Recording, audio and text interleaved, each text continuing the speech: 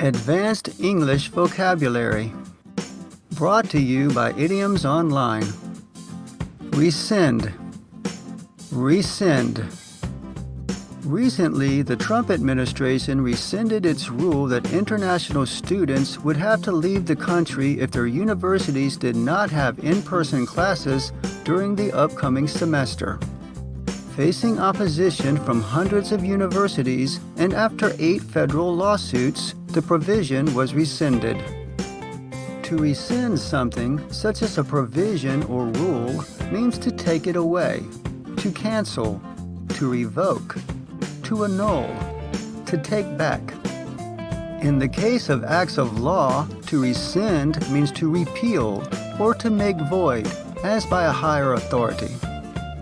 Only Congress can rescind federal laws in the United States. In the case of legal contracts or agreements, to rescind means to abrogate or to remove any responsibility for either party to fulfill the contract, as if the contract never existed. Examples: universities are working to prevent their international students from being deported under provisions that would rescind their immigration status if classes are not held in person.